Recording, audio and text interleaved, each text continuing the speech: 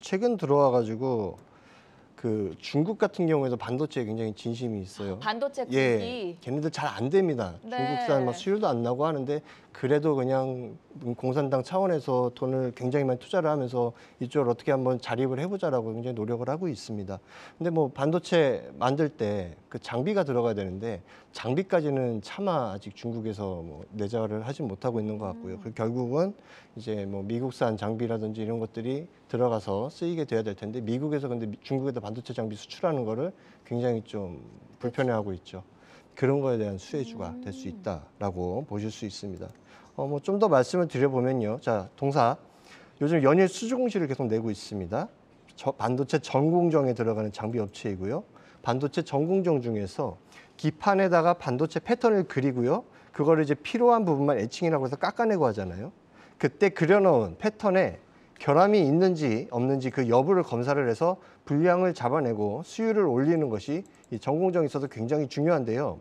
이 패턴 결함 같은 경우에는요. 전공정 분량에서 그 비중이 40%를 차지하는, 즉 반도체 수율 확보에 있어서는 꼭 해결하고 넘어가야 하는 그런 숙제가 될 것이고요. 이 패턴 결함을 잡아내는 장비를 바로 이 넥스틴이 만들고 있습니다.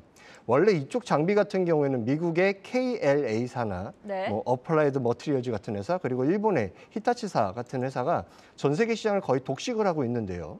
국내에서도 동사의 점유율은 이제 시작하는 단계라고 할 정도로 영향력이 크지 않습니다. 한 5% 정도 된다라고 하더라고요. 이는 동사 장비의 기술력이 없거나 품질이 문제다 뭐 이런 문제 때문이라기보다는 후발주자로서의 레퍼런스를 확보해야 하는 문제 때문이 아닐까 싶습니다. 이 반도체 공정이라는 것이 수율의 신뢰도가 최우선인지라 오랜 시간 동안 현장에서 실전 데이터를 축적을 하고 있다는 것이 고객사 입장에서는 장비사 선정에서 굉장히 중요한 여건이 될 수가 있습니다. 그래서 후발주자들이 시장에 자리 잡기 위해서는 어느 정도 좀 시간이 필요한 것이죠. 하지만 뭐 미국과 중국이 반도체나 5G 장비 등 뭐 IT 분야에서 지금 굉장히 고래 싸움을 열심히 하고 있잖아요. 그 바람에 이 동사가 지금 호재가 되고 있는데요. 바로 앞서 말씀드렸다시피 중국 정부 당국의 반도체 육성을 위한 대대적 투자 의지에도 불구하고 미국이 반도체 장비 수출을 꺼리는 바람에 동사와 같은 미국산 장비를 대체할 수 있는 회사로서의 중국향 수주가 계속 몰리고 있습니다. 예, 이는 작년부터 중국 반도체 생산 업체들에서 터지고 있는 수주 공시를 통해서 충분히 확인을 하실 수가 있는데요.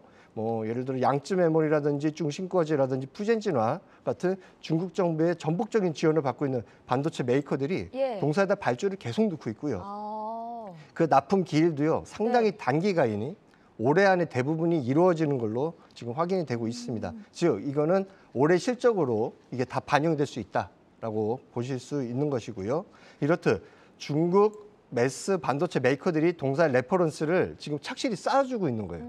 중국에서 사용해 줌으로 인해서 우리나라 회사들도 저 회사 괜찮겠구나라고 예. 생각을 할 수가 있다라고 보여지는 거고요.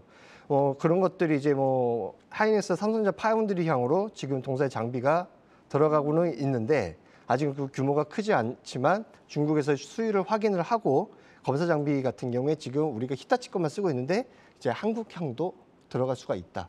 하이닉스 M16 라인이라든지 삼성의 평택 라인이라든지 예. 이런 쪽으로 충분히 들어갈 수 있는 그런 기대감을 가지고 있다고 보시면 될 것 같습니다.